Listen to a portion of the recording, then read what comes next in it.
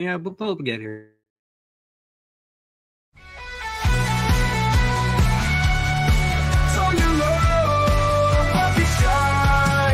Tug along with the Sunday crew. Geeking out is what we do. Giggle on, it's gonna be great. Don't be late, let's celebrate.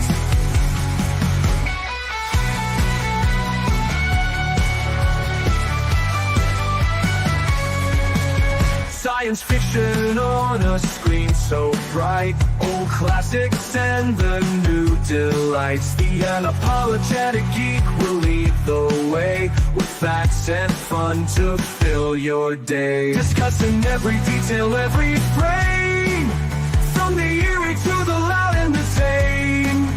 Giggle along with all that's great.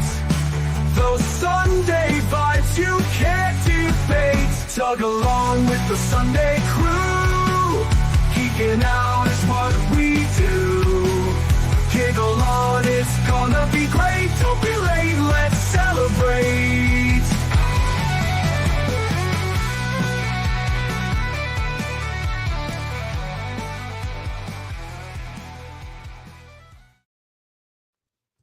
Hello and welcome to Tug Chat.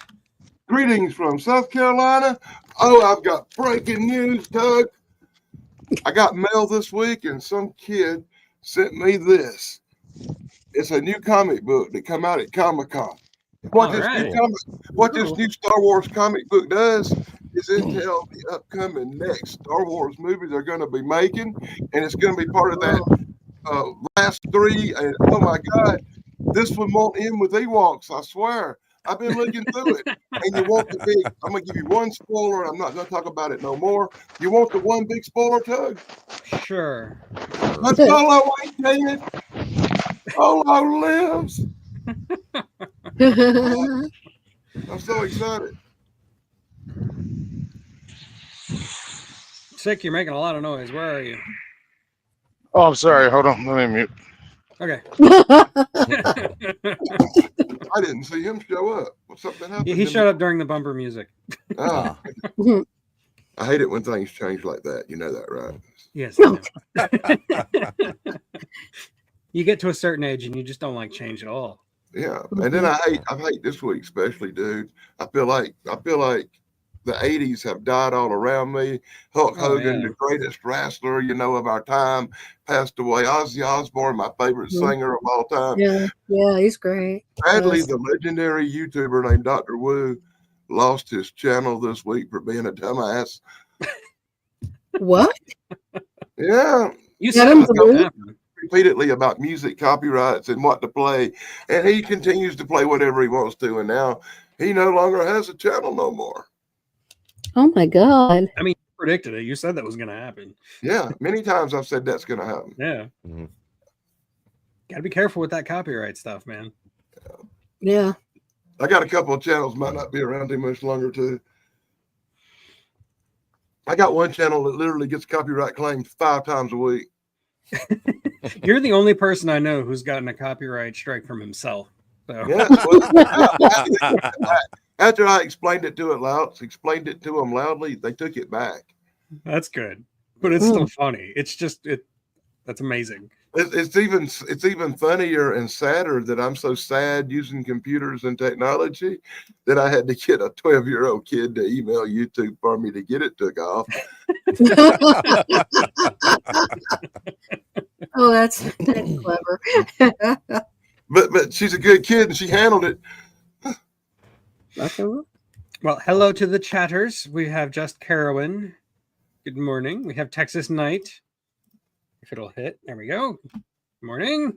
And of course, Indie Spoats, channel member, Indie Spoats. Oh, and channel member Texas Knight, by the way. Awesome. And yeah, Indy does not like the way you were handling that comic. I don't think that comic's ever going to be. I don't think it's going to appreciate. Okay. This comic is one of the comics that they give away free at Comic-Con. Wow. And believe me, the other comic books in the bag the guy sent me are worth a lot more than that piece of crap. Now, by the way, in that piece of crap, I'm going to throw it right in an envelope, send it out, and give it to somebody else that likes Star Wars stuff because I'm not a fan. I'm a Star Trek guy, man. Me too. Woohoo. Hello. Yeah, all we got a Star grown Wars up. guy here. I know, but I'm all grown up, you know. I like them both, but you know. I like Star Wars too, man. I stood in line half my life trying to see that movie when I was a kid. Yeah. Well, as a kid, and they first showed it, I fell Oh. asleep. When it first came out, I think it was 77.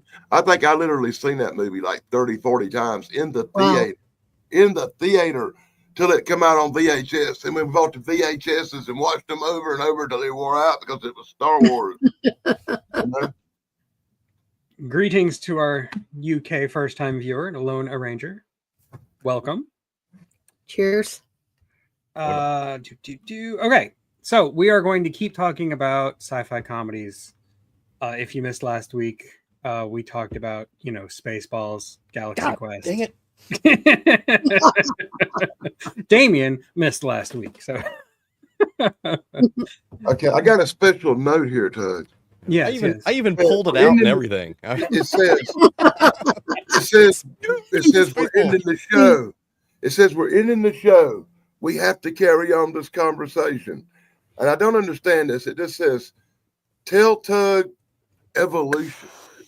Evolution. Yes, you mentioned it like right as we were leaving, and I was like, man, I want to talk about that movie because I love that movie, but we just don't have time.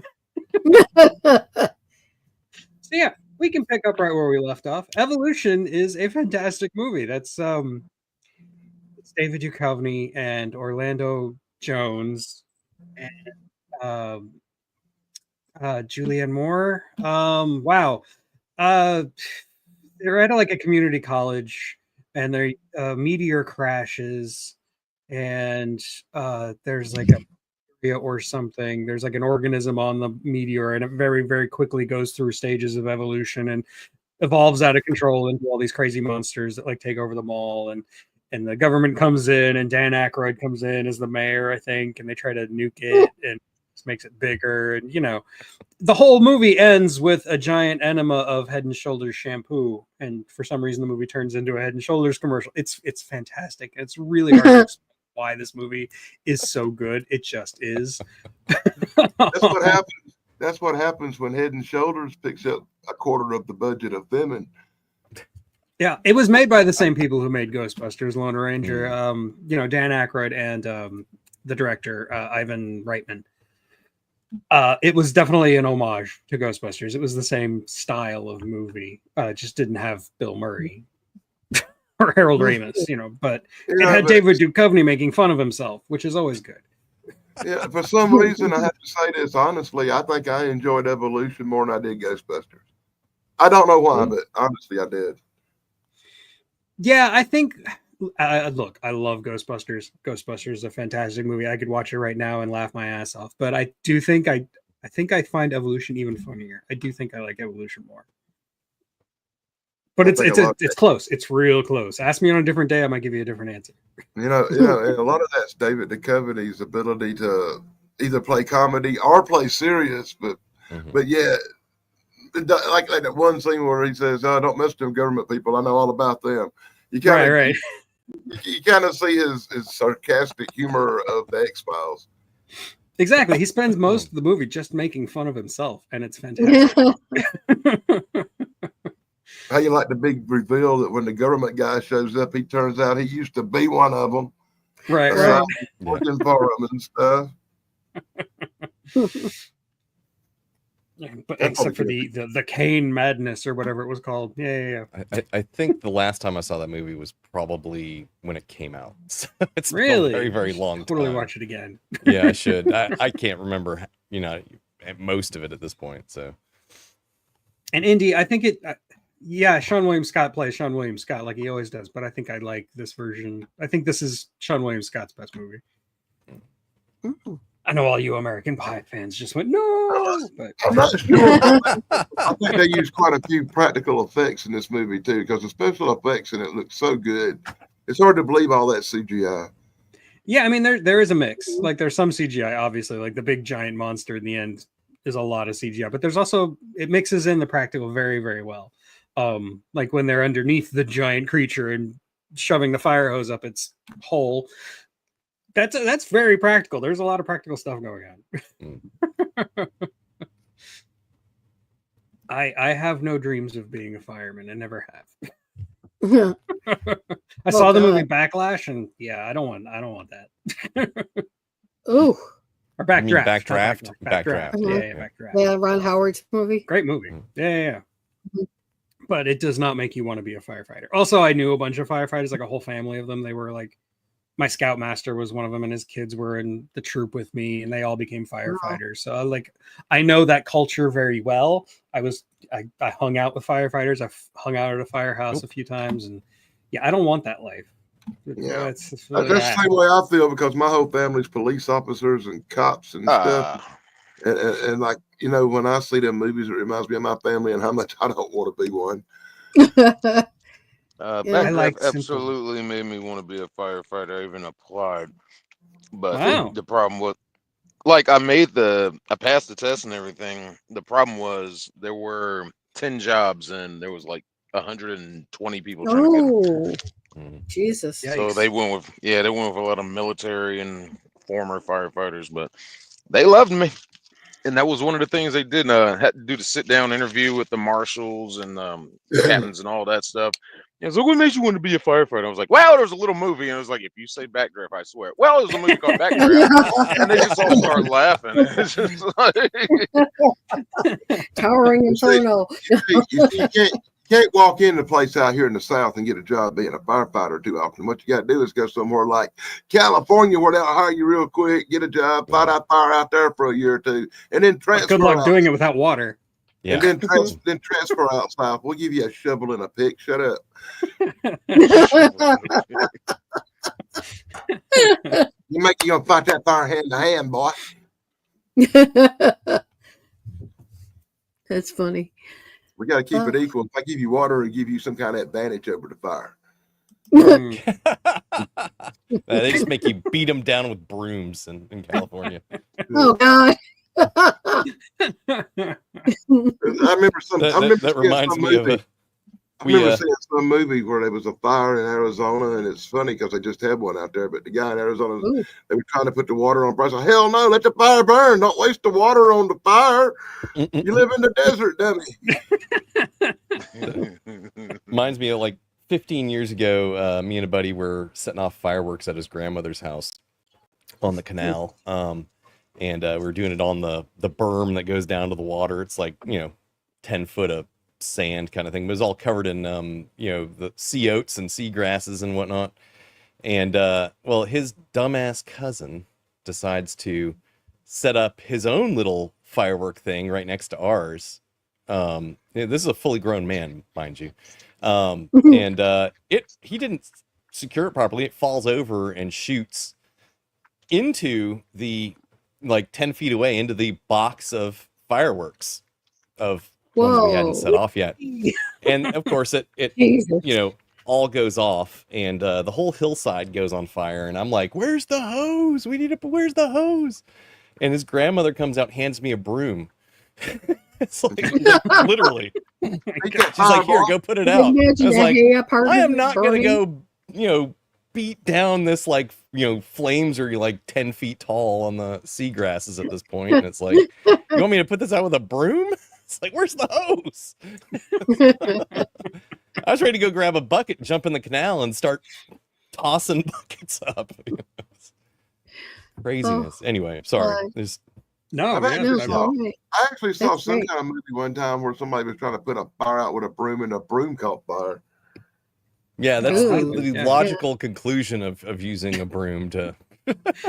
Pretty sure that happened in The Wizard of Oz. Yeah. It's like, you're handing me something that's made of the same material as the seagrass. You want me to... fire. Dry straw. Sure, yeah. Let's go stick this in the fire. Oh, and yes, Slasher Fred, Inner Space. Great movie. And it was deliberately pitched as Fantastic Voyage by way of Jerry Lewis and Martin and Lewis. Martin and Lewis version of Fantastic Voyage. And here is Thrash at last. Hey, Thrash, how's it going? You made it. Woohoo! Sorry, I'm late, gang. Not a problem. We were just talking about evolution. So I will go ahead and say that was my pick. So it is your turn, Tracy. Well, I think mine is kind of like, it's a sardonic comedy. It's not like a ha-ha comedy, but like if you look at the movie Metropolis, how people saw the future, or supposedly back then in that movie, and how things were, and it's like you think about today, and back then it was kind of like, oh, this is going to be the big future, and I'm sitting here looking like, oh my god, and I'm kind of laughing at the commentary sort of thing, not necessarily the people in the movie and the actions, but it's real dark. I mean, as far as I'm concerned, there's some real dark humor within that movie. And I thought it was really good. It was really good staged, although they only have pieces of it now because parts of it are missing, I was told. So, yeah, I mean, the most complete version is like 90% complete. You can get it from Kino Lorber. They have a really good version. Yeah. But yeah, there's still like 10% that's probably never going to be found. Because it's that old of a movie that just happens. Yeah, it had to survive World War II in Germany. So. Yeah.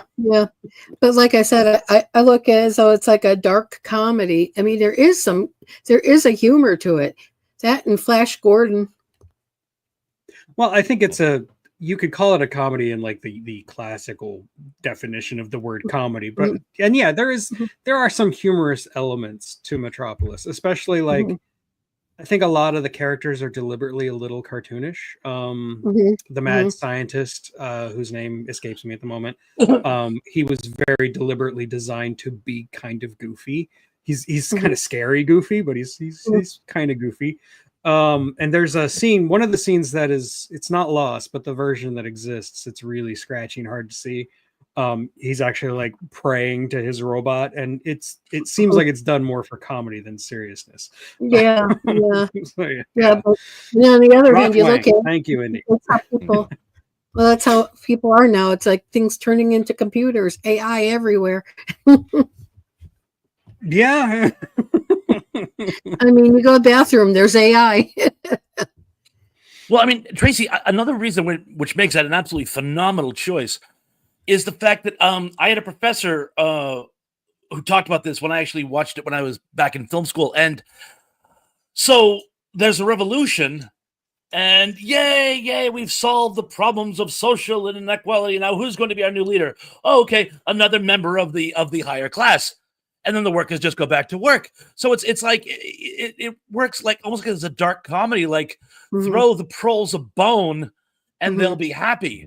And the fact you could do this and almost laugh in their face and have them not get the joke. It's and the fact that that's still going on today. I mean, it's been going on. It's been going on since Roman times. I mean, yeah. I mean, like especially since the Industrial Revolution, which is kind of what Metropolis is all about. Okay, I'll take everything y'all said. I'll go with it. But to me, the only time Metropolis had any kind of humor in it was when Richard Pryor was hanging around with Lex Luthor. Different Metropolis. You've been doing that one for a while, haven't you, Danny?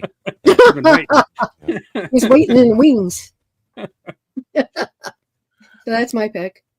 No, a good pick. I will never turn down an opportunity to talk about Metropolis. My favorite silent movie. Cool. Okay, Dan, that means it's your turn. Yeah, I would say Metropolis, there was a couple of scenes that put a smile on my face. I actually posted it on one of my channels, a few clips from it that were kind of beyond hilarious with the girl robot stuff. Especially when she's like singing and dancing to the okay. Y'all know I have a sick love of horror movies. Horror movies are my favorite movies. The Night Stalker, my favorite show of all time, horror based. My favorite movies of all time have always been the classics, werewolves, vampires, and Frankenstein kind of things. You know what I'm saying? Right. So it's only natural that if we're going to talk comedies, I'm going to have to bring up Shaun of the Dead, a horror comedy with a whole bunch of other movies that go with it. I won't bring up because these two guys in it are hilarious.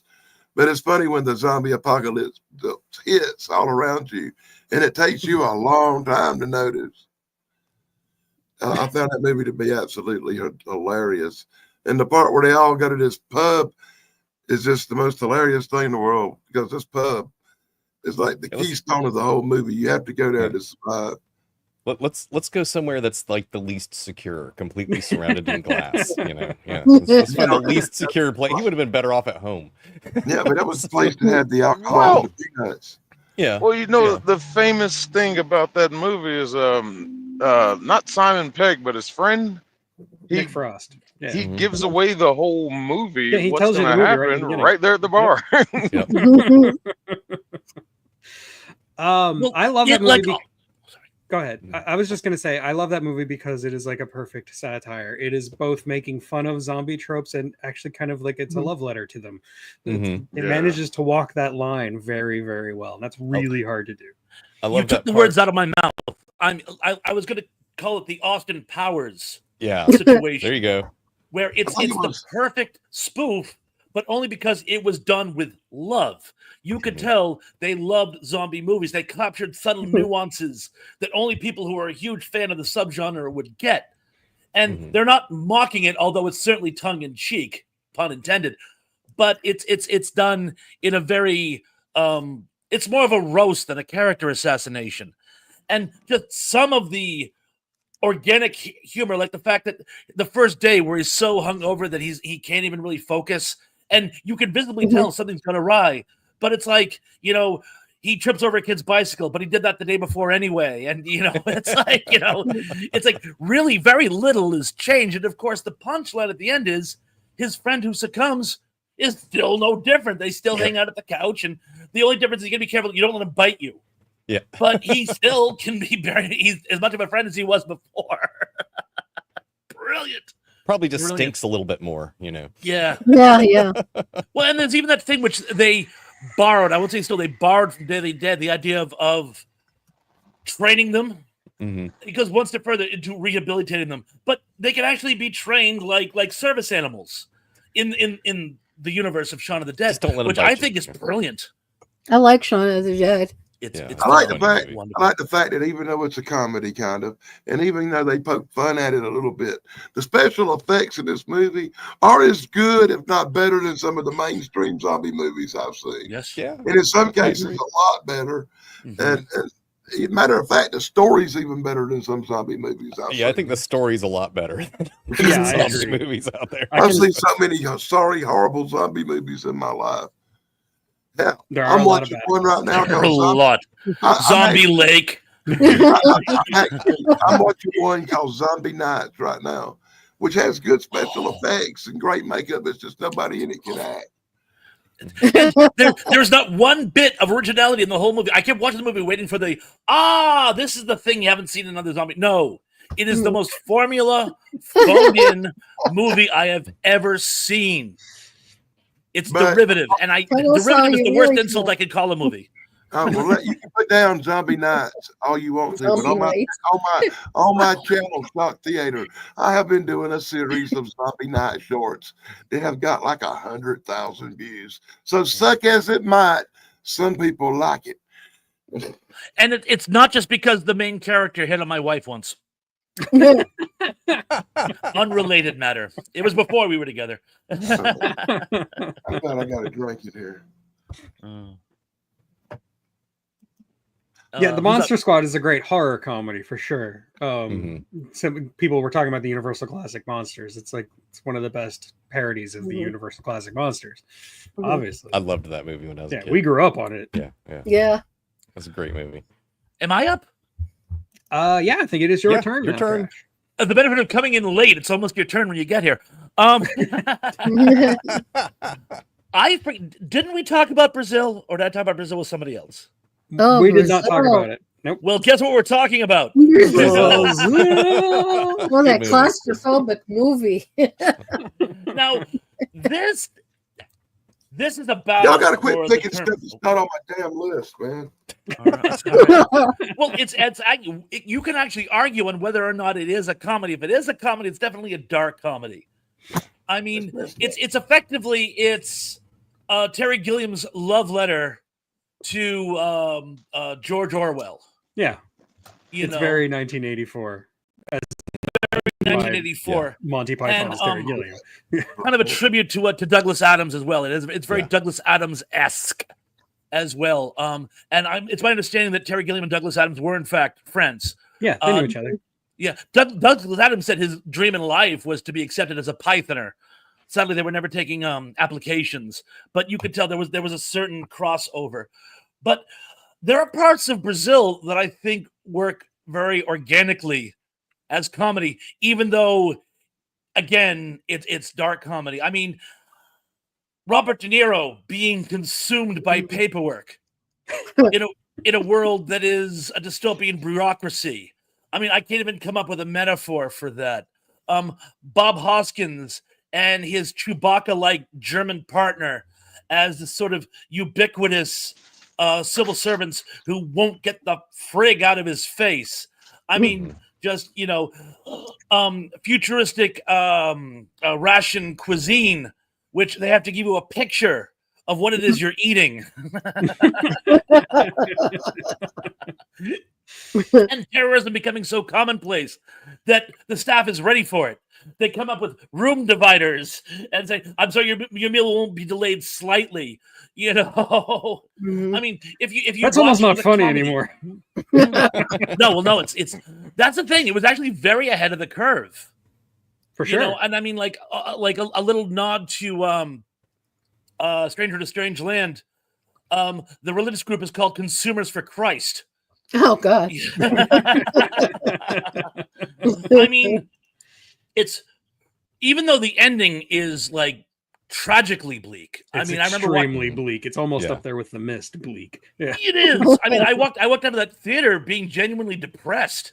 The ending is God. incredibly bleak. That being said, there are some very parts of the movie, and I will qualify it as a dark comedy. No, it definitely qualifies as a comedy. It's absolutely a satire. It's a bitter, jaded, bleak satire, but it's still a satire.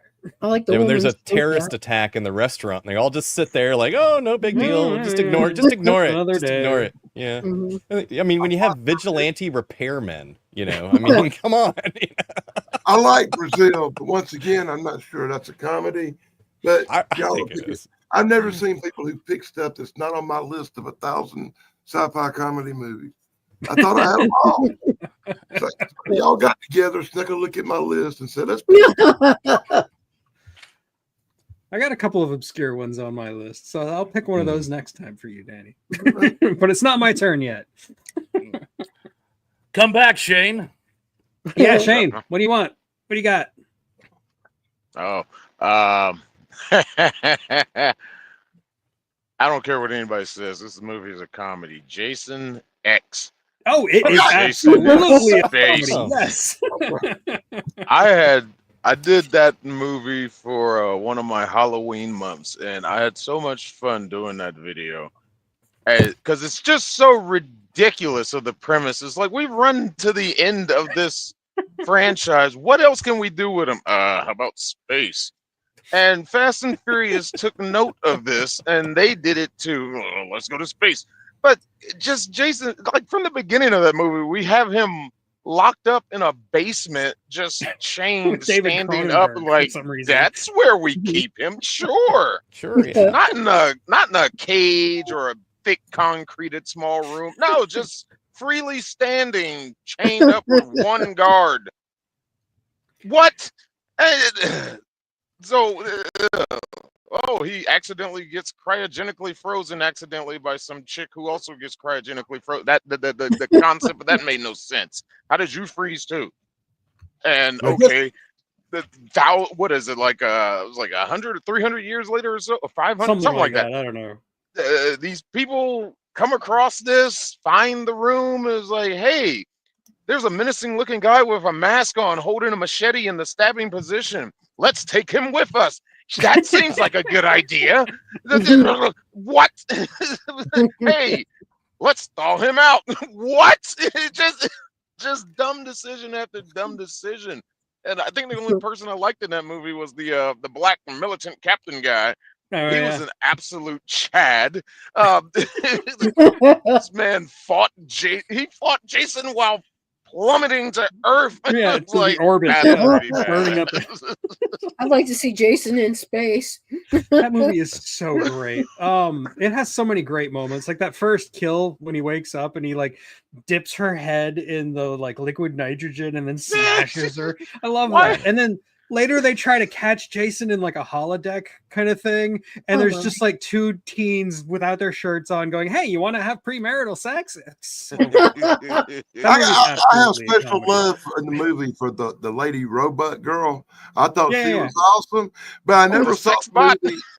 I never saw just because a movie's a total bad script piece of shit. Does that make it a comedy?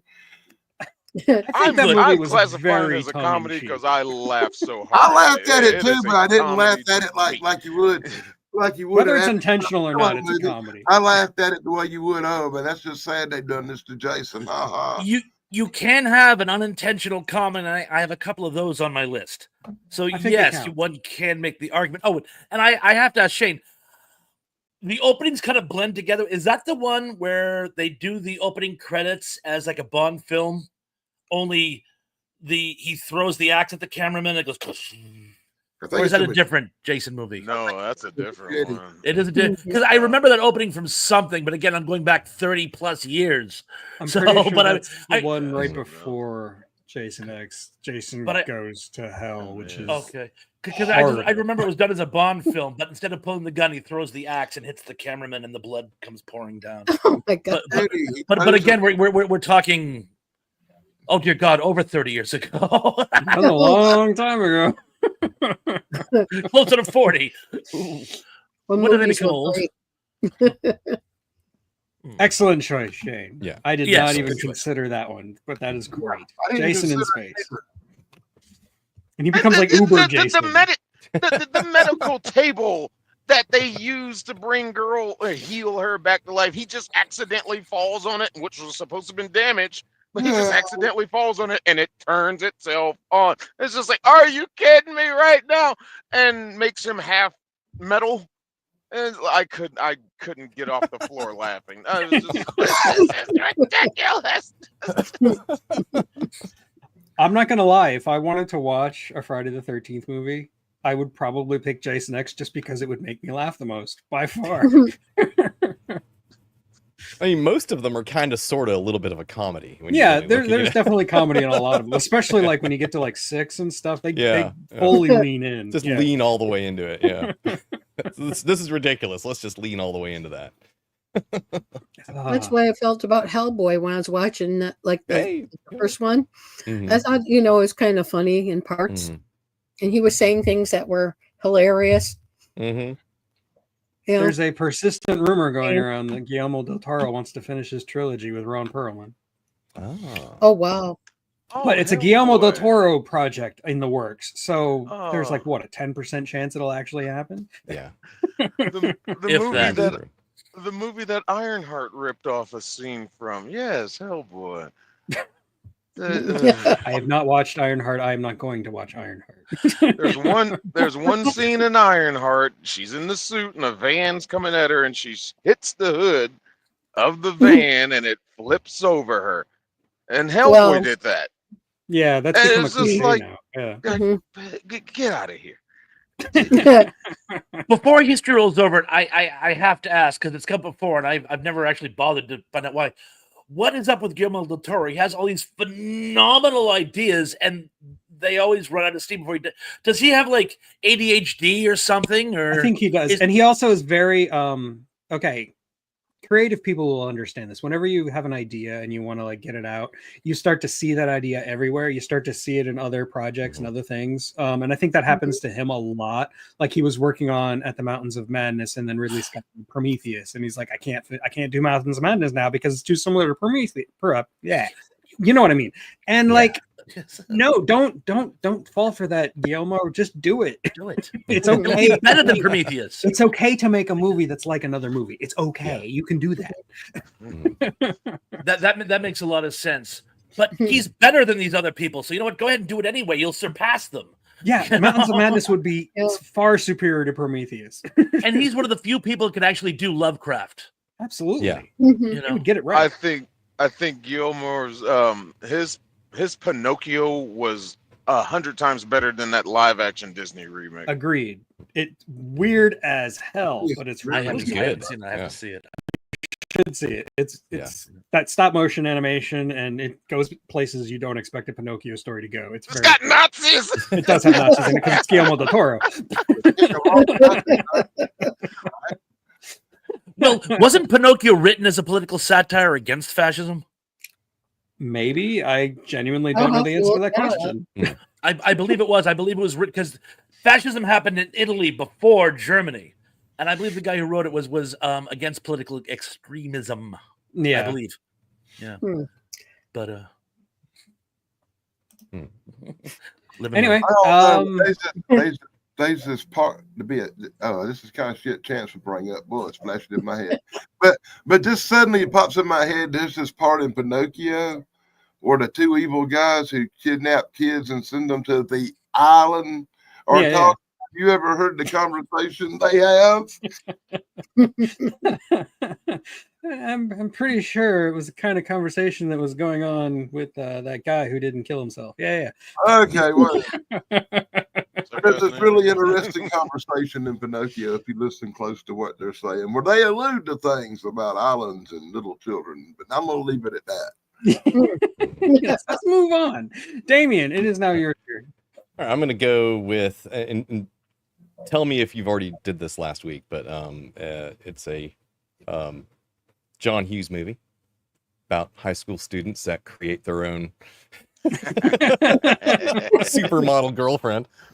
I don't know if we talked about it at length, but we definitely Weird mentioned Science it. has Oh, been yeah. Hello. for mine, actually.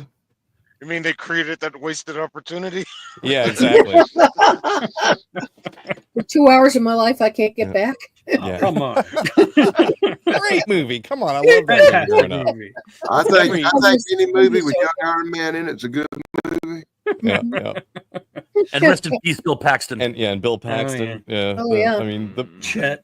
you gotta love when he Figures. got turned into the Toad or whatever it was. He's always in weird stuff, like that Big Love show with all the wives. Loved Big Love. That was a fantastic show.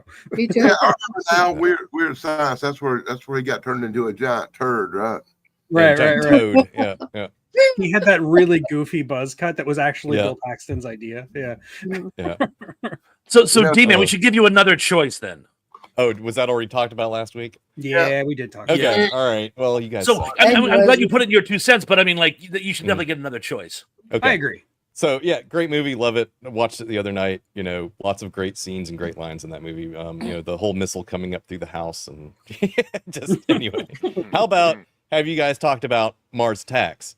We have not, and it was Oh, God. Aha! Hey, stealing away from me. see, he knows what's up with it because he got one that's on my list. Yeah, I got one on my list too. I'll take it off. Mars Attacks. We've talked about it before in the past. For dark is the Swede. That One of the like greatest artist. horrible movies ever made, if you ask me. Yeah. With really, really bad CGI. Deliberately It was bad early. CGI. It was early. Yes. Deliberately. Great cast. Yeah. Oh. Everybody. Incredible cast. Yeah. Oh, it definitely Ironically- was. Yeah. Ironically, years before that movie come out, I had the little cards that had them little Martians on them. The original Mars Attack. Yeah. The cards. Yeah. Yeah, the top My cards. buddy had those too. Yeah, and then they made movies about that look like the cards that really kind of freaked me out a little bit. I'm still waiting for Dinosaur Attacks. Mhm. Yeah. I mean, Jack Nicholson is the president, There's and two parts. Jack Yeah. Black. Yeah, he Jack pulls a Black when he Dr. was young. Strangelove. He has 2 characters. Yes, 2 characters. Yeah. Yeah. Because But, he couldn't decide which one he wanted to be when Tim Burton was talking to him. So Tim Burton just said, "Okay, you both." And Helen Bonham Carter as the Mhm. alien. Oh yeah. Yep. You want to know what I like best about Mars Attack over everything? What? The fact that really, really bad, horrible country music kills aliens. Yeah. It was yodeling. It don't Causes their brains to resonate and explode. It explodes the movie's a winner, but Mhm. And yes, Oh. Tom Jones. Yes. Da-da-da-da-da. Who accidentally breaks the 4th wall too. And it's not done intentionally. He just accidentally looks at the camera and they leave it in for some reason. Come on, guys, we gotta get out of here. And I'm like, we're not supposed to look at the camera when we're doing a scene, right, Tom? I thought he did that on purpose, and it was supposed to be in the movie. Well, It's the look kind on of his movie face, where like, I shouldn't be doing it. You can get away with a lot because you could just like pretend it was on purpose. It's that kind of movie where you can totally do that. I couldn't tell you the name of this stupid cowboy movie to save my life, but there's some really funny cowboy movie where the guy's super cool and super fast with the guns, and the whole movie he'll stop, look at the camera, and talk to you, and it drove me. There's some kind of mess. The Ballad of Scruggs. Buster Scruggs. Yeah. There's like 3 stories in that movie. He was the first The movie one. is actually really good. It is really funny, but the way he stops and just talks to the camera and makes you feel like just want to punch him in the face, man. I was cheering for somebody to shoot this mother. Well, and that's what happened. Spoiler alert. Spoiler, yeah. Somebody does. Heck, we can do Western comedies while we're at it, but Yeah, really. There were Western, several. sci-fi, whatever. It's all the same, right? And yeah, There we can't have been talk about Western Mars sci-fi. Attacks without me mentioning The Brain That Wouldn't Die, which I have a review of on my channel right now, because there's that scene where just Sarah Jessica Parker has her head removed by the aliens and is like talking to Pierce Brosnan. Yeah, that's totally a ripoff of The Brain That Wouldn't Die. Just saying. Sarah Jessica Parker with her head on a what was it, a dog chihuahua. or is a chihuahua? Yeah. Those Martians are wacky. They're like, let's see what we can do here. And then they try to nuke the Martians, and the Martians just like suck it all up into like this balloon and smoke it. It's like helium to them. Oh my! And their guns look like toy guns from like the toy ray guns from the 1960s or something. I mean, everything about their costumes, X-ray specs. everything about their costumes and their ships and like the whole like aesthetic of the aliens is like 1950s, 1960s. Absolutely. It was just so funny to me. Well, the funniest in the whole like movie is making fun of, but paying homage to like early, sci-fi. The stuff Tim Burton grew up with. Yeah. After the first attack, when they say it was all a misunderstanding, and the representative comes back, and all the Congress are there, but and every time the representative from Mars moves, they all jump, and it's kind of like the Martian's like, it's like, and then of course he does wipe them all out. Yeah, but it's almost like something out of an Abbott and Costello movie. It really is. Yeah. And by the way, dude, congratulations. That's number 14 on my list. So you're picking from my top 20, buddy. It's actually number 2 on my list. He really got me. It's like number 5 on mine, but the DVD just happened to be laying right there, so I grabbed it. Oh, and Texas Night, thank you very much. I said Helen Bonham Carter. I meant the other Lisa person Marie. who was romantically involved, Lisa Marie. I apologize. It occurred to me about 10 seconds later. I'm like, wait a minute, that wasn't Helen Bonham Carter. I had a wire crossed. You know what I'm saying? Tim Burton's girlfriends, Well, yeah, one of Tim Burton's girlfriends. Yeah, Mars Attacks again, just like Shaun of the Dead. It's both making fun of and honoring. Yeah. It's inspirations. It's even got the scene from like Earth versus the Flying Saucers, where the flying saucers blow up the Washington Monument. Only in this one, they try to like move it so that it lands on the tourists. Stuff like that. It's great. It's just so ridiculous and so funny at the same time because it's just like absolute just ridiculousness. It's like you really think that invaders from Mars would act this way? Well, what if the Martians were just killing us? You never know how invaders from Mars are going to act. It depends on what kind of invaders they are. Yeah. Well, they apparently have really great senses of humor because they're just having fun the whole time. They're annihilating us. It's amazing. I've seen invaders from outer space look like everything from piles of goo that can imitate you to giant walking carrots. I've seen everything in between. The part where the Martians are going through the old folks' home with the giant friggin' laser thing, or on the cart, and they go up right behind the old grandma who's listening to her yodeling music on her headphones, and then he like got it right up by her head and like aiming it. And he's like no, left a little. What I like about some of those movies is the Martians come down and they instantly know English Oh, of inside and course. out. Yeah. Well, they've Good been one, listening to Gary. our Yes, broadcasts for a you're while. 100% right there. Now, I believe Tracy, that up what you until got- make sure you saw it. Yeah. now, Tracy, what you got to understand is the science behind that. Because since the Okay. 1930s, we've been beaming out these satellite Mhm. signals into space. So whatever creatures on their way here, years ago they intercepted our transmissions and have over the years on their way here learned our language and how we dress. That's why it's so I've seen easy. in the movie. So That's why it's I'm so sorry. easy for the bee to look like us, dress like us, and infiltrate us. so You got during to all that understand. time, during all that time, the aliens and signs didn't realize any transmission that mentioned that the Earth is 2/3 water and their weakness. It just whoops. It just Look, if we're going to Invade a talk about planet an that's M. Night mostly water. Shyamalan movie Mm. as a comedy, we're going to talk about The Happening. That's what you Yeah. what? No, No. What? No, that No. would just be the No, performances and you watch The the wrong trees are movie. attacking. Really, the trees? Really? I've watched the wrong movie. You're supposed to watch the ones where they got the octopus arms like on The Simpsons and they come for our oceans because that's where they want to live. Right. Kang and Kodos. Hank Williams. Thank you, Lone Ranger. It was Hank Williams, senior, Mhm. not junior. It don't matter. I thought it was Phil Whitman music that killed him. Close enough. Yeah. Half. Okay. All No, right, it is my moving turn, on. and I did promise Danny I was going to choose an obscure one. So how about this one? If you've seen this one, The Mating Habits of the Earthbound Human. Have What you even the heard of this freak? movie? Okay, Yeah, I don't- this is basically what? I said, you're a pain in the ass. Yeah, I know. Oh, okay, Mating- Carolyn says it It's in was that the movie. Mating habits of. The Mating Habits of the Earthbound Human. Hmm. This is it was a movie. It's basically like a nature documentary as made by aliens, narrated by one David Hyde Pierce. As in Niles Fraser, he's the narrator, and he's an alien. Oh, wow. And he's talking about human mating practices with like some schmuck of an actor. I don't even know the actor, but his girlfriend is Carmen Electra. All right. Oh. This movie is hysterical 100% because of David Hyde Pierce narrating just basic human sexuality as an alien. It is so good, and I cannot recommend it highly enough. This movie always makes me just laugh my ass off every I time. want I have to. I to see want to this know. movie. I now. just want to know at the what bottom of some blue light special in a defunct Kmart did you find that movie? It was actually recommended, believe it or not, it was actually recommended to me by a film professor. Oh, my. Really? Yes.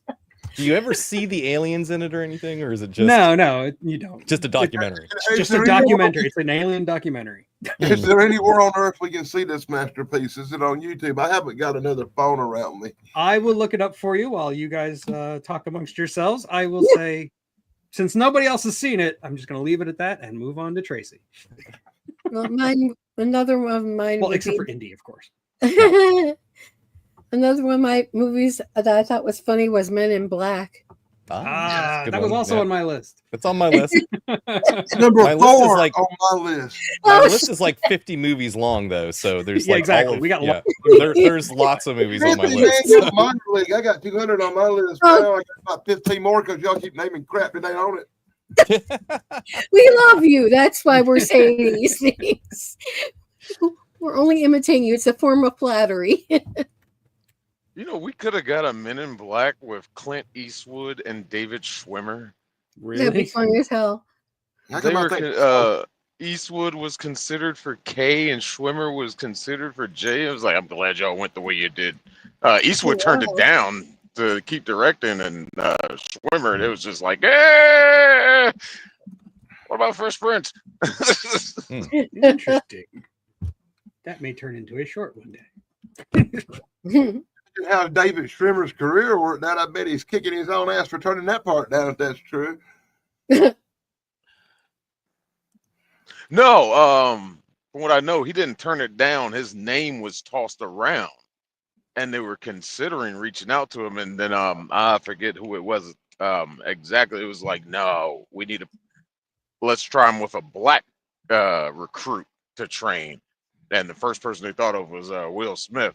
And Will Smith wanted to turn it down, but apparently Jada Pinkett kicked him in the butt and said, "You need to take that role. What's wrong with you?" I guess she just wanted him out of the house so she could, bang her son's friends. But Ooh, so Well, he kicking took Will it. Smith's butt is something she's apt to do too. yeah. Hey, dude, I don't know if it's true or not, but you might want to keep Will Smith's wife's name out your effing mouth. Bring it. Will, I would love to have you come after me. Bring it, pal. I'll keep her name out my mouth when she keeps certain things out of her mouth. Her mouth. That's one for Shane. One for Shane. Well done. Well done. Well said. Still waiting on G.I. Jane too. But anyway, Yeah, I thought that movie was hilarious. I'm waiting for the feature film of California Love. Y'all be making fun if you want to, but I wouldn't want to blame old billionaire Will Smith mad at me. So I think your wife's did a good job in them movies, boy. have you heard his latest song? I'll fist fight him any day of the week. It's probably real good too. He can't hurt me worse than he already has with his movies. I guess I can take this one. Oh, his new song is Oh, like there a it is. Okay. To answer your question, Danny, I can't find it for free anywhere. You have to rent it on Amazon. It's the only place I can find it. There's quite a few movies like that. The Mating Habits of the Earthbound Human. What makes me Yeah, I mad? already looked. It's Some not obscure available little anywhere. crappy movie like that you got to pay for, and then the good ones they give it away for free on YouTube. Exactly. Yeah. Hey, I found Anaconda on Amazon. No way. I found Anaconda on YouTube. Anaconda.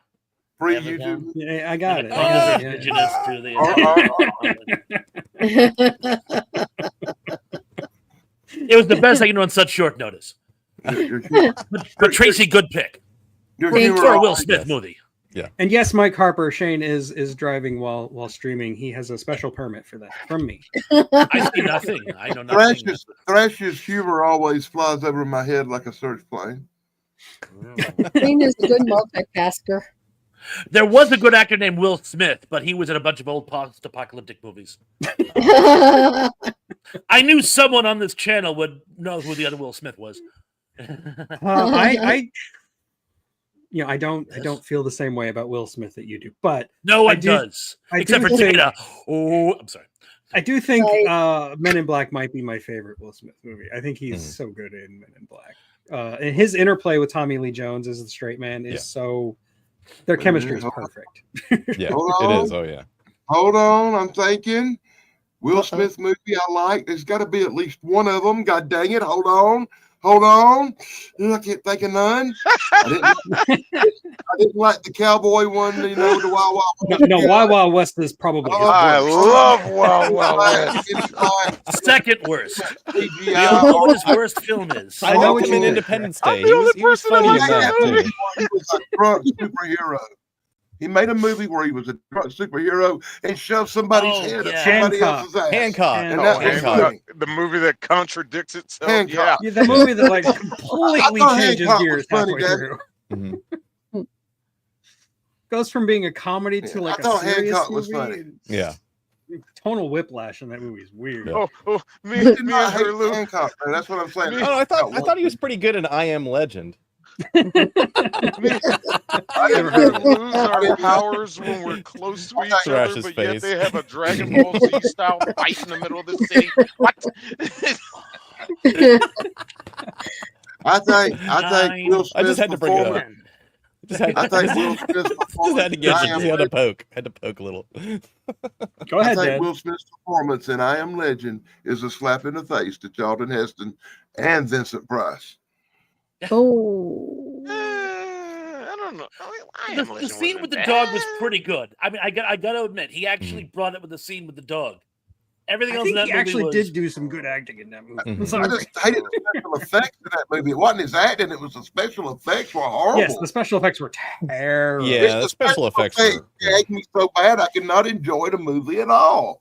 Agreed. It was I agree. like watching goddamn Jumanji, man. The whole You know, the whole, it's a special the whole effects wasn't scene so where the where the zombie thing or whatever they are, vampire, zombie, whatever they're supposed to be, roars at him, and it's like jaw, like it's like that is just no, that's too far. They're humans. We can't do that.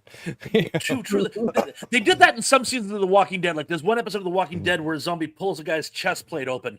We're not strong enough to pull people's chest plates open with our bare hands. We can't do that. So yeah, there's license there. But the thing of I Am Legend that they totally screwed in the movie, and I guess there were a few scenes they took out because they decided to go in a different direction. The whatever you want to call them, the undeads, they're supposed to be intelligent.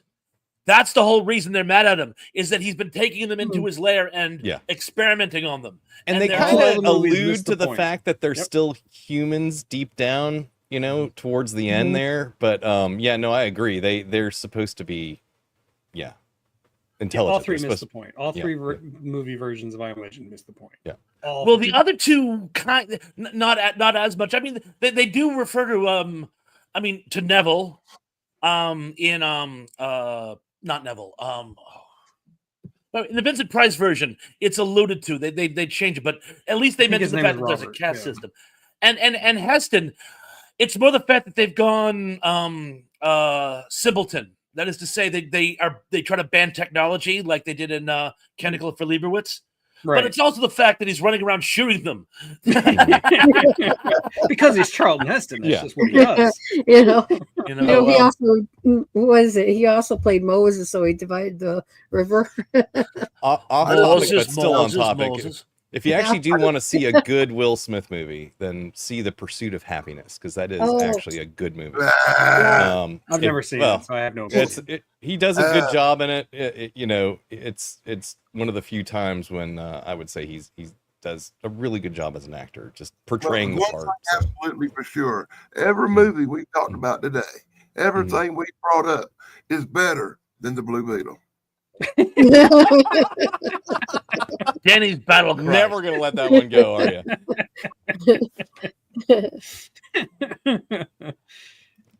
Thank you, Indy. I was right. It was Robert Morgan. Yeah. That was Vincent Price's name. And thank you. It was killing me. All I could think of was Neville. Robbie Neville. Yeah. Robbie Neville. There we go. Morgan. I thought Robbie. Wait a minute. I thought Robbie Neville was some kind of singer. He is. He is, but his name's Robert in Last Man on Earth, and his name is Neville in I Am Legend. So I came up with Robbie Neville. Oh, but I thought Robbie Neville. You have to know how my mind works. Robbie Neville, isn't that like the lead singer for some band? Yes, that's why I was laughing when I said, "Oh, look, Robbie Neville." I came up with Robbie Neville. I want to go run again. I don't know. It was a throwaway joke. Somebody look up Robbie Neville. Indy, who did Robbie Neville sing with? Yeah, go for it.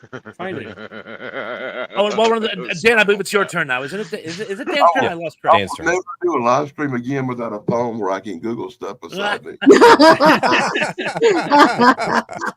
My brain does not work from memory these days. Mine never has. Yeah, when I go see now, I won't even notice. Yeah, I have Google. That's my memory. My memory is new things here and new things out to put a new thing back in there. Old thing out. My memory's in the other room. It's my wife. She remembers everything for me. Brain full, no more info. Yeah, exactly. Till brain purdy. Yeah. Oh, he sang for himself. He wasn't in a band. Thank you. It works best for me if I write stuff down. That way I can remember it better. But then I forget where I put the note. Or I find them, I find them and have no context. I'm still trying to have people help me with that note. The list of 12 movies that have no connection. There is a worse Will Smith movie. It's After Earth. I forgot about that. Yeah, that one's horrible. That's real God. Cypher Rage. Cypher Rage. Oh God. Stoic Will Smith. Yeah, right. So yeah, Dan, your turn. Is it my turn again already? It is your turn. Yeah. Okay, I guess I'm going to stick with. Oh, this is hard. I got to toss up. In here. Between two movies, it's equally as funny to me. Give us both and we'll pick. because I'm the guy. I'm the horror guy. To me, good stuff is horror movies. and nobody else has brought it up according to my list. So it's my number 5, and number 5 isn't alive, I don't think, but I'm gonna have to go with Young Frankenstein. Oh, that's on my list. Yeah, good That one. is cute. Yeah. Yeah. One that Somebody in the chat mentioned it original earlier too. Universal classic Frankenstein. My name is And you can't- Frankenstein. Gene Wilder. Gene Mel Wilder. Brooks Yep. was great. It's possibly my favorite comedy. Period. Not just Yeah. sci-fi comedy. Probably my favorite comedy. Great movie. It really is. Yeah. And Marty Yeah, one of Feldman them is absolutely phenomenal. It's Oh, he pronounced. was good. He was a best Igor. Oh, Well, they told me it was Igor. Well, they were wrong then, weren't they? Igor. Igor. yes, that one is in the complete collection here. Wasn't that Madeline Kahn who was in it? Mm. Yes. Yeah, she was Frau quite great. Brucer. Yeah. Oh yeah. 10 years old, I thought Madeline Kahn was beautiful. Madeline Kahn was the She fiance. was Frau gorgeous. Blucher was Cloris Leachman. You're right. That's Cloris Leachman. Or Yeah. Cloris Leachman, yeah. Madeline Kahn was. I'm so tired. And Boy, she's pooped. Gene Hackman doing the blind man scene, so good. Gene Oh, I Hackman loved it. Yeah. nails it. Mhm. I'm going to make espresso. Didn't Gene I can't Hackman believe ask that's to be in that movie? He did, Yeah, and he- he's he not asked credited. to be in it He 'cause actually he is not in wanted the to- credits. Yeah, because he wanted to have a comedy experience or whatever. Because I guess he hadn't done one yet. So And then Mel Brooks said, "Okay, now play it straight." I still can't believe Richard Pryor wrote part of that Yeah, movie. he did. It was Oh, great. oh, no. And no, the Blazing Saddles. Saddles. Yeah, that's Yeah, Blazing Blazing Saddles. Saddles. Yeah. Right, right. That's what I meant. Oh, But I I'm mean, sorry. it's just like he always finds like great people to write things with, you know, memorable things. Said that Well, you. Peter Boyle as the monster. That was just Yeah, that was great. I like when Peter Steve's Boyle, putting on who the hadn't done, bits. at that time, hadn't done much comedy. Yeah, he wasn't Mhm. known for comedy at the time. I actually saw where Mel Brooks wanted to cut the whole singing thing with the monster out, and Gene Wilder had to practically argue with him to keep it in. And it was Oh, the only wow. argument he ever really had was over that one scene. I believe it. Scene. Mm. It I doesn't saw I particularly saw that in fit. an interview with but it is Gene very Wilder. good.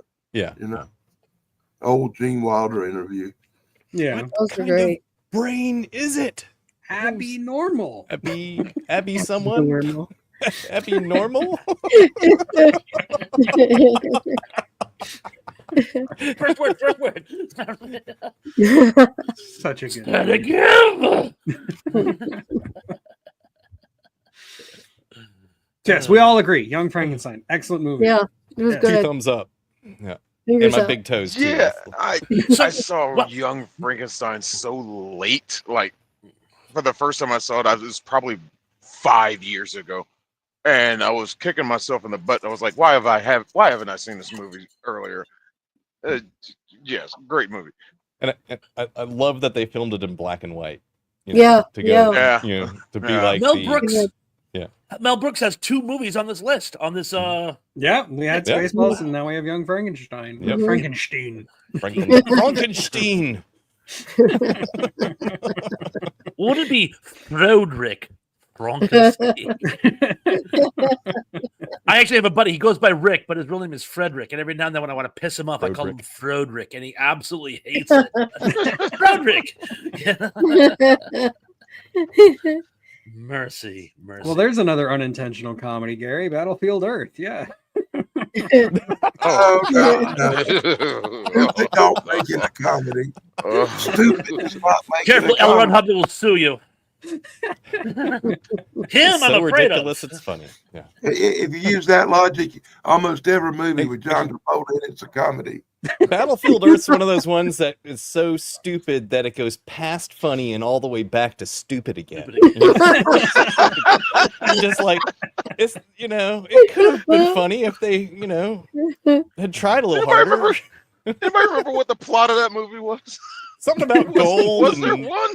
something about Hey, gold. blame old, blame old giant alien Anunnakis come to Earth Yeah. to get more gold, kill Yeah. everybody, and start taking over. Yeah. Come on, it's a good And No, they movie. Barry can't go to the Pepper's like gonna save asteroid humanity. belt and like go mine an asteroid that's like 90% gold. They got to come here and dig it out of the ground, you know. And a handful of human survivors who've never been trained in flight in their entire life find some F-15s, which for some reason had a fuel that is still valid after They had like they had 300 years. And- learning device thing that they put on. So, oh, but yeah. thank you. Yeah. It was And the so stupid that cameraman didn't have a tripod the entire movie. Wow. Weird angles. And Like Batman. Some film student who just Yeah. discovered what a Dutch angle is. I'm going to use it for Yeah. the whole movie. movie. Every shot. I liked it better when I thought that movie was good. How long did that last? yeah, it's about 5 minutes in. You're like, yeah, why did, should I stop this now or watch it? It's like, I'm already invested. So, And the sad thing is, they've been trying to make Final Blackout into a feature film for about 40 years, and they can't do it. And I would like to see that, but yeah, for some reason that they couldn't get the rights to. But what do I know? Mercy. Okay, well, it is your turn, Thrash. Tis it. Okay, well, I believe it was Slasher Fred who brought this one up, so I'm going to take this one off my list, and I'm actually going to do it as a twofer because I see this franchise as one unit. I'm going to discuss the Attack of the Killer Tomato movies. Oh god, great. Because somebody brought it up. not only were they a really, really, really fun parody, particularly the first one, which is a love letter to those old giant bug movies of the 1950s, those old Those are private great. classics. It was really very funny, and it was a nice parody. I mean, the whole thing is just so they're doing that obligatory scene where the guys are in a war room and you see a big map of America, and they're trying to brief the vice president. We're very sorry, we had a setback during the night. Oh, how bad? Well, it depends. Did you know anybody in Wisconsin? And you see the guy's on the phone. He goes, Oklahoma. And he gets up and he puts an X through Oklahoma. Like, yeah, we lost Oklahoma. I mean, it's just, and then they managed to squeak in that little song and dance number right before the climactic battle, which my friends I used to sing it for years. Oh, we beat the Germans in 45, then we licked the Viet Cong almost. And for years we sang that. Oh my gosh. And then years later, I was hungover one morning and just happened to catch Return of the Killer Tomatoes, which has my wife's favorite actor of all time, George Clooney. Clooney. Yeah. George Clooney. But anyway, in a very early role from he plays the buddy sidekick, and he actually steals the movie. The funniest scene in the sequel, I love the premise of the sequel. It's done as sort of a reminiscence, like it's years after the war, and it's what America would be like if you had to ban tomatoes. Like they make pizza with like strawberry jam and marshmallow fluff and that type of thing, and people smuggle tomatoes in for sauces and stuff. But they run out of movie halfway money. They run out of money halfway through the movie, and so George Clooney comes up with the idea of product placement. So they do this shtick where a guy walks into the bar. I'm thirsty. Well, have you tried a nice, refreshing Foster's beer, mate? And he keeps pitching him all these products. Why are you doing this? Because we need money. And it's so funny because shameless promotion inside like TV and film actually became a thing. Mm-hmm. There was a very short-lived sitcom with Amanda Bynes for a while, and apparently was sponsored by Chili's. Because every single episode, they had to go to Chili's or reference Chili's. I just got a bunch of whole Southwestern egg rolls from Chili's, guys. Oh, boy, I love those. And so the product placement actually, well, it's always been a thing, but it became that shameless thing that George Clooney actually parodied. So just you put the two films together, and they're just amazing. And, of course, the sequel also has John Astin as the mad scientist, which they actually use later on for the Saturday morning cartoon. Product placement used to be something where you actually had to ask permission, and then later on, pay. Pay quite often to get it, and then later on they're like, well, wait, if we put a Pepsi in this movie, Do you know who to blame for that? Pepsi. No, Cubby Broccoli and the 007 movies. He's the one who started doing the whole "give me money and I'll put your product in my movie." Yeah, He's the one who started that. Really cool. And it works. Funny. And it works. I mean, I watch this one soap, and it's called Beyond the Gates, and they're sponsored by Procter & Gamble. So every so often, you'll see like Febreze and somebody spraying Febreze and putting the can down so you could see the name.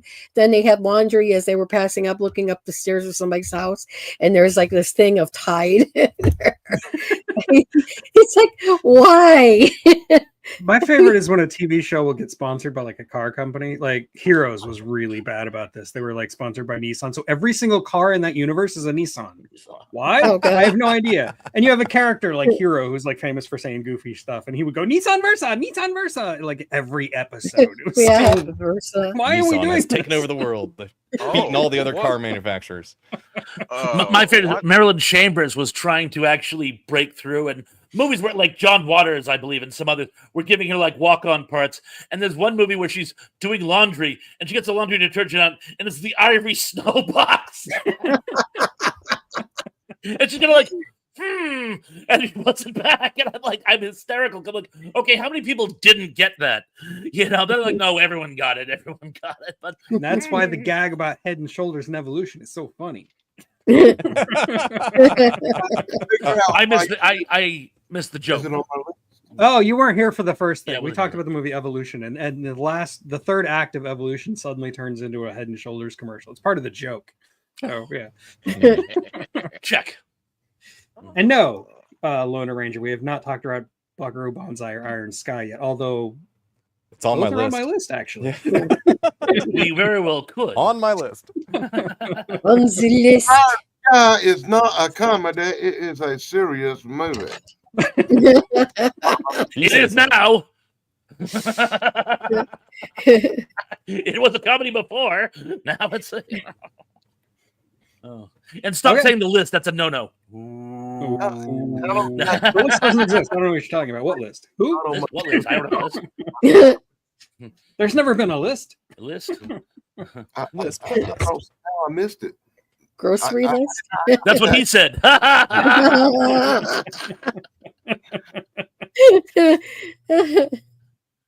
Okay, so Shane, it's your turn again. You want to talk about product placement? Matrix Reloaded, the highway chase. Every vehicle out there is a GM. Oh yeah. But I can't help but notice that. But I guess I'm gonna collect all three of these in the same. The Back to the Future trilogy. Sure. Yeah, that counts. There's enough. I think it's a good mix of comedy, little action, adventure, but more comedy. Especially how things can contradict each other and stuff doesn't make stuff, and there's a lot of non-plausibility. It's just like, shut up, turn your brain off, enjoy it. And like, okay, and you just watch it and have a good time. But there was a lot of good comedy in there. Probably my favorite is when he goes back to 55 and dealing with that doc. I think that doc was funnier than any of the other time. Well, the other doc, there was only one other doc, but modern day doc. Anyway, but yeah. But probably out of the three, probably laughed more at part two. The ridiculous concepts of what they thought the future was gonna look like. Probably my favorite scene is when the girl, or when he's getting chased by Griff and his thugs, whatever, and they crash into the whatever they turned it into his courthouse, whatever, wherever the clock tower was. And he gives the girl her hoverboard back, and she's like, "I got a pit bull now." And she's got just this tiny little petite little blonde girl who's got this big aggressive hoverboard now. It's just like, yes. I'm still waiting for my hoverboard. Is what Yeah, I also want those No, jackets and- that dry themselves off. Your Yeah, jacket is that'd be now great. dry. Yeah, right. adjust the arm length. You know. Someone actually wrote an article about reverse magnetic hoverboards and how, unfortunately, our planet doesn't support that. But it wouldn't have been cool if they did, because people have been for years thinking, "Oh no, they exist. They're just not on the market yet." No. No, it's that's just not a thing. It's not physically possible. No. Yeah. It sounds good, and we bought it hook, line, and sinker, like that fluid with oxygen in it that Ed Harris breathes in The Abyss. Oh, Yeah. You know, like, It's like, yeah, you can, but you're not for Can. very long. well, yeah, I wouldn't. But it was like, oh yeah, we can breathe underwater with this stuff. No, we can. No, It doesn't you work. can't do that. Yeah. But but yeah, Back to the Future works on so many levels. One joke that has stood out for 40 years was the scene where McFly's trying to convince the doctor he's from the future, and he goes, "Okay, who's president?" And Yeah. as he's saying it, the entire audience bursts out into laughter because we're like, "He's never gonna believe you." Because of course it was Ronald Reagan, and it doesn't dawn on him how ridiculous what he's about to say is going to sound to somebody from the 50s. The actor? Who's the treasurer? Jerry Lewis? Hey, lady. It's almost like they took a joke and built a movie around it. I heard somewhere that Reagan actually laughed when he saw that scene. Oh, He probably, thought it was yeah. funny. So, yeah. But yeah, it's just a fun franchise. You think the archetype is so effective. They actually used it for an entire other comedy sci-fi franchise, Rick and Morty. True. Yep. Oh, It is, God. yeah, the Obviously inspired Yeah. by Back to the Yeah. Future. Transparently, bordering on Yeah. plagiarism. I had a friend in high school who for Halloween one year dressed up as Darth Vader, but it was the Darth Vader from Back to the Future. Like he had the suit and the orange suit, and he had the like Walkman and I'm from the planet Vulcan. from the planet Vulcan. Yes. Oh, Oh, that's great. Mercy. But a good call. Definitely good call. Yeah, Back to the Excellent Future choice. on my top 20 list. Well done. Okay, Damien, your turn. oh, okay. Somebody mentioned it in the chat earlier. I watched it again the other day because I hadn't seen it in years. But Inner Space.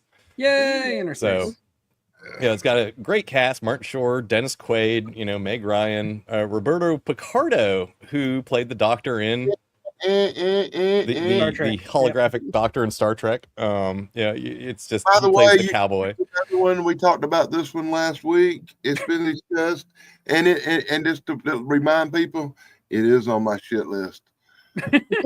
Did you guys talk about Inner Space last week? We Yeah. did, yes. Oh, I didn't have the heart to say anything. I'm sorry. okay. Well, I how was about willing this to then? talk about it again. I didn't care. I'm gonna switch over to a different one then. Airplane 2. Woohoo! Yeah. Okay, That's Oh, awesome. I was thinking about that one. Airplane 2 and 1 on this one, but anyway. Airplane 2 definitely counts. Yes. Yeah, Definitely, it's definitely a sci-fi movie because it's about a space shuttle going to a lunar colony, and that's, It has the most important device in the universe in it. yeah. We're not No, yeah, it does exactly. That's great. 10 this time. We can't get these lights to blink in sequence, or Just these go back lights and are forth. blinking out of sequence. We don't know what this Concedes thing no other does. purpose. It has to have a purpose. Blinking and beeping and How'd you get beeping and blinking. And I can't take it anymore. Somebody just turn That it way off. right there, buddy. Any movie with William Shatner is a Yeah. good movie. Yeah, I- that's I- right. I Pretty love much steals the movie. Right. the It's one of the cockpit best things scene about with that movie. in the cockpit scene with the I was over under and under was overdone. It's overdone. Yeah. That was funny. Oh, and I've never been with a man before, and freaking donkey. Oh, there's the number of lines in that movie and the scenes. It rivals the first Airplane for the number of just quotable. Honestly, know. I watched them both so often as a kid that they're basically just one movie in my brain. Yeah. I can see that. I can see that. Even though one's in space and one isn't, I Yeah. can see them blending together. Well, they're then basically the the airport same movies blend movie. together too. One joke that I never got as a kid until my grandfather, who was in the Air Force, pointed it out to me, is that every time you see the plane, it's a jet plane, it has the Mhm. sound of a biplane. Like every single time. Yep.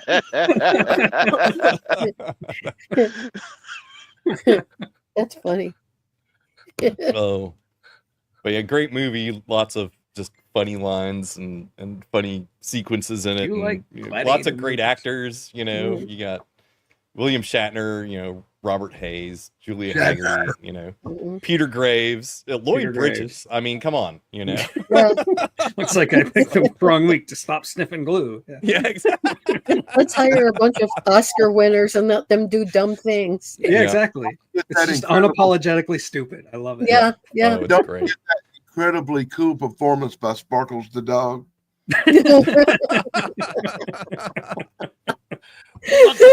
You have Sonny Sparks. Bono Wasn't playing it a Sparks? Sonny Bono. self-deprecating Yeah. man of weak nature, which is funny because he was one of the most toxically masculine people. He was overcompensating for that fact he was short, and he was such a some bitch. Yeah. And having played this little mousy fellow, I mean, how they got him to do it is still beyond me, but he played it really, really well. I'll take the And- second time bomb from the left.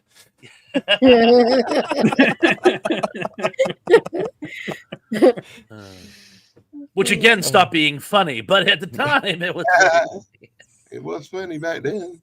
back then. Yes, it is. Mhm. Well, one thing before we get past it too far, that's one thing. In Back to the Future, in the future, when it's one of those '80s nostalgia places. Who knew that the '80s was really going to become? The cafe 80s. Yeah.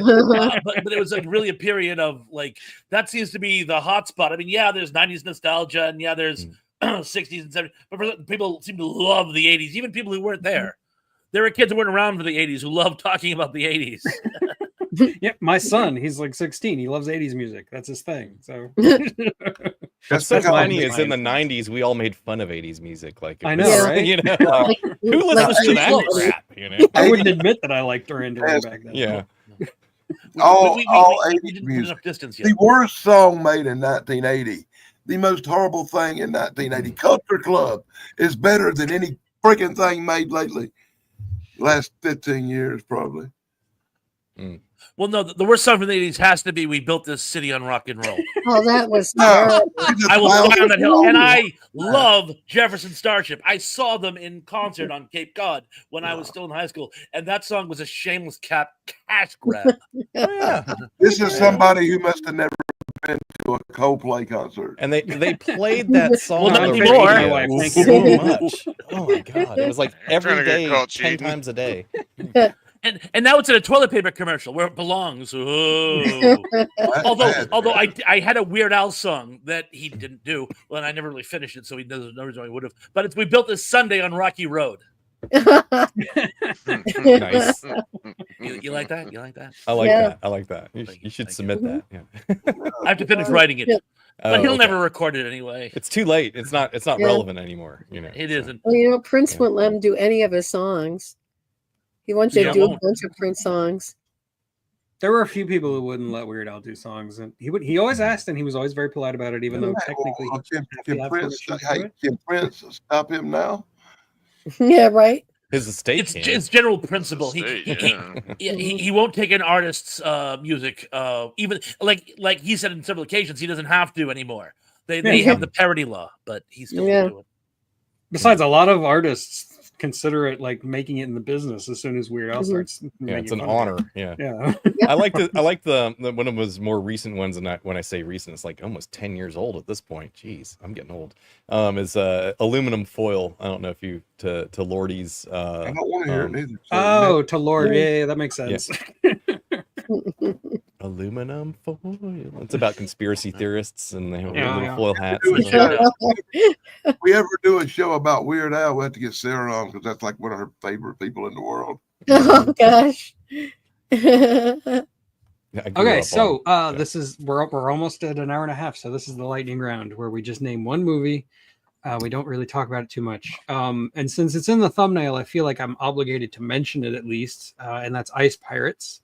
It's got the space herpy. Fantastic movie, great send up. It's got weird time travel stuff at the end, and it traumatized me as a kid because there's this scene where they basically get turned into eunuchs by a big machine that goes like claws, you know. Fantastic movie. Robert Urich had a lot of comedy chops that he didn't use very often, but he should have. So that's my pick, Ice Pirates. So Tracy. Cocoon. Yeah, because it's like they're going back. It's like they take this drug or whatever it is, and they're all young again. So it's like time travel. That's true. And it affects each of them differently. Yeah. Yeah. Mhm.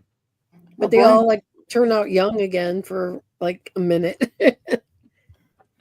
Yeah, you got a bunch of old men who are suddenly getting really frisky. Yeah, And it's got that kind Wilford of movie. Brimley in it. I mean, Yeah, You Wilford know- Brimley. Yeah, If it yeah. didn't Found have him Steve Beachy. Guttenberg, I He would was have. younger than I am now, which really freaks me out. I've never thought of that movie as a comedy. I never have thought of that movie as a comedy, but Steve Guttenberg, and it is Gutenberg's amusing. in it. when I- Wilford Brimley was born, he was 60 maybe years it's old. Maybe, Go ahead, Dan. Sorry. Sorry. maybe it's a comedy. I ain't sure. Well, what do you got for your lightning round? For my lightning round, I'm going to go with. Oh my God! I'm going to have to pick a Dan Aykroyd classic. I'm going to have to go with Coneheads because I really did enjoy the humor in it. That was on my list. I love to consume mass quantities. Mm. I still Coneheads refer is to on my my mom list as my too, so- parental unit. So Yeah. I'm gonna go with. I'm Oh, sorry. go. I yell at my daughter every now and again when she's annoying me. Mebs. nice. Mebs. Anyway. I'm gonna go with Buckaroo Banzai. Oh Which- yeah, awesome. Failed because it wasn't properly marketed as a comedy. So all these like uppity sci-fi people went to see it. They, ooh, that is like so dumb, it's so silly.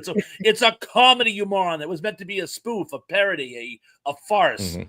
And I think it could have gone on to become a franchise, but because the first one bombed for poor marketing.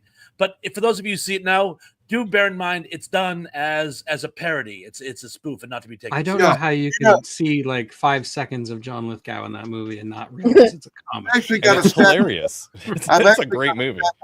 I've actually It got a is. stack of Buckaroo Banzai comic books sitting beside me right now. I've been looking Mhm. through. I love Cool. Buckaroo Banzai. And let me point out the biggest worst thing about Buckaroo Banzai is there's not 5 or 6 or 7 sequels to this great movie. Agreed. Yeah, I love there it, should be. and I think it's 10 times better than half the crap we talk about sometimes. Yeah. But is it better than Blue Beetle? Everything's better than Blue Beetle. Deal. The question is, can you find something worse than Blue Beetle besides Joker freaking 2?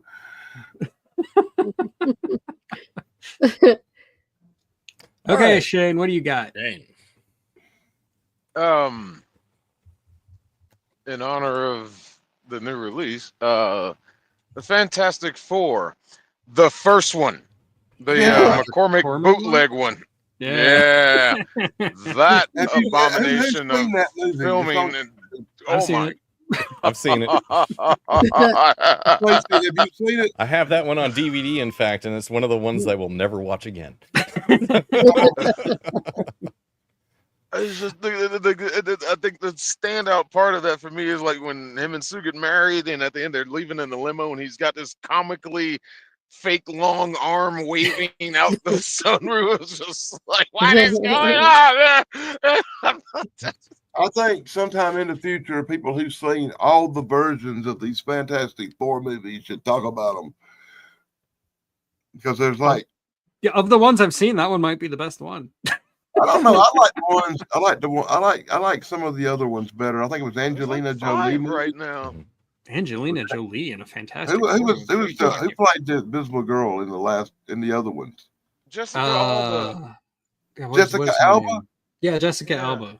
Hmm. I do Who's like getting looking at divorced? Jessica Alba. I'll give you that. The girl for the Best Fantastic invisible Four girl movies ever. was cool. Too bad the bitch was invisible. Yeah, she had a nude scene and everything, but she's invisible. Yeah. What's the fun with that, right, guys? No. Just diving. I will never do a show again without Google sitting beside me because I'm thinking somebody else. Well, in the really terrible Fantastic Four movie, it was what's her name, Kate Mara, who's a really great actress. She's fantastic, but Mhm. no pun intended. Special. I don't She's think fantastic. Yeah, I didn't mean that one. Just came out. Okay, You're- Damien, what do you got? I don't know. Did you guys talk about Idiocracy yet? No, we did No. not. Oh, but you have picked another movie from my shit list. Oh, come on. Can you not love Great Idiocracy? movie. That's a great movie. Not so Predicted much the science fiction future. anymore, but yeah. Yeah, it's Yeah. kind of become a documentary. I almost think, these days. But, Current events. But Yeah. That Yes. movie sold me in the first like 3 minutes. The premise Mhm. of that movie is ingenious. yes, All the stupid people are breeding. the smart people aren't breeding enough. Mhm. Okay, so But yeah. we are at an hour and a half. Idiocracy, fantastic movie. Do not water your garden with a Mountain Dew; it won't work. Yeah, or Brondo. No Brondo, Brondo. Yeah, no Gatorade, no Powerade, none of those. They have Although I would- electrolytes. Probably vote for Terry Crews over multiple presidential candidates we've had over the years. can I talk about one movie real quick before we go? Sure, go for it. What do you I got? got to do this, man, because nobody brought it up today or whatever. I don't think on the show. Let me talk about what makes the movie Urban Commando special. Oh yeah, because Urban Commando is the only science fiction comedy that the legendary Hulk Hogan made. And this week we have That movie. this week we have to bow our heads in respect to the passing of the immortal one, the king of wrestling, Hulk Hogan, who we lost. Screw Hulk Hogan. I kind of feel both ways, honestly. Like Yeah, I feel me the too. same. Like he was a legendary figure, and he did so Mhm. much for wrestling and as an entertainer. But he was also a jackass. Yeah. Well, he was a Yeah, blatant racist. like I feel And he was a like racist. that I have He was no absolutely sympathy for racist. him. Yeah. I hope he Yeah. burns I in feel like that about Johnny Bench. He was like a damn great baseball player, but boy, with that betting crap, it really brought him down. But as So, yeah. explained to Buff last night, us wrestling fans will always have a place in our heart for the guy who changed wrestling. Now, have forever. him in your heart. I'll keep him at the bottom of my Regardless- shoe in the dirt where he belongs. regardless of our personal Okay, Sorry, I politics, don't celebrate racism. which don't Sorry. belong on the show. Mhm. Oh, Both okay. both perspectives are valid, so it's Yeah. fine. No argument. Yeah, right. Not on Doug's last day for a while. Yes, I will be gone for a couple of weeks. Just Yeah. FYI, I'm taking a couple weeks off. I should be back. Not exactly sure when. It's really going to depend on a few different factors. But I will be back before the end of August for sure. And I'll see you then. But until then, tonight, Thrash and Danny, you have a show, do you not? At 7. We yes. sure do, and we're with going to be Sister talking Sarah. about all kinds of Yeah. conspiracy I theories. I was invited to that one. Oh, awesome. Yeah, Awesome. bring some good Excellent. conspiracy theories. Oh, believe And- me, I got a and- ton of them. Hollywood scandals, and there's a lot of juicy ones. I know. And by the way, Buff, be sure to check out that show when we talk about the legendary Hulk Hogan and what kind of piece of crap he was. Because it's scandals.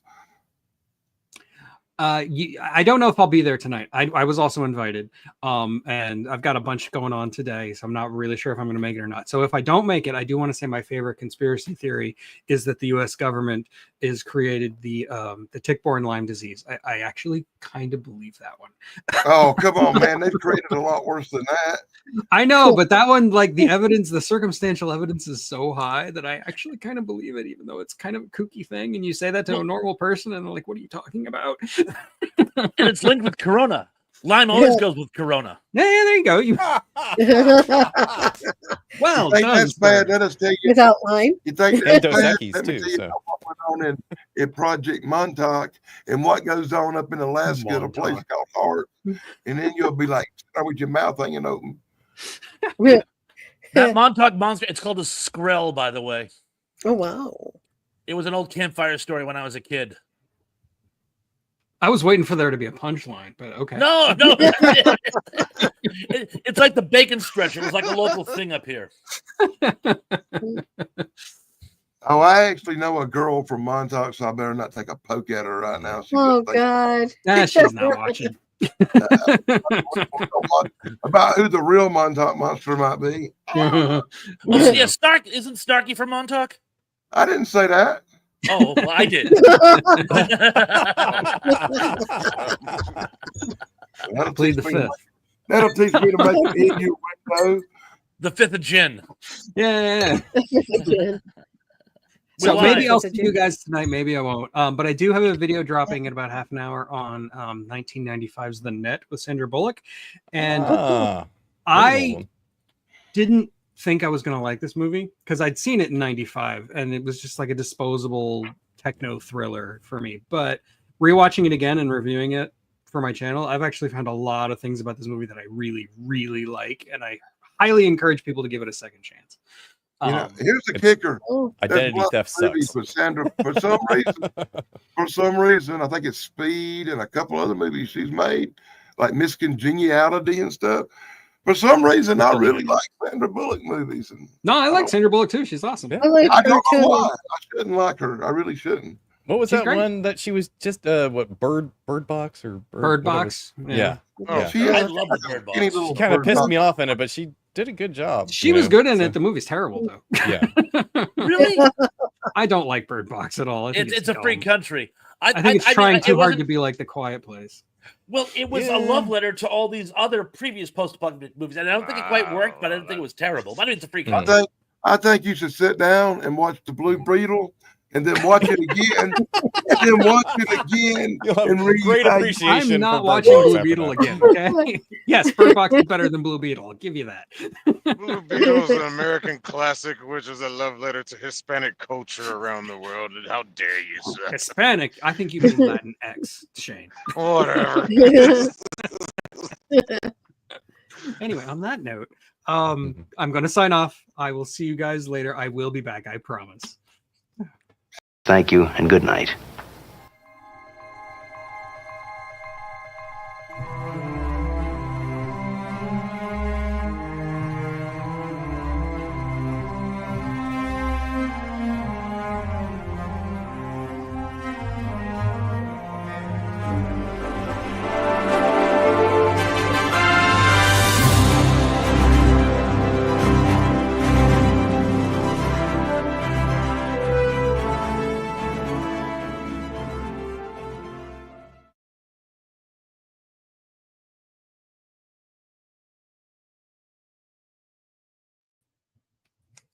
Hey, we're all still here.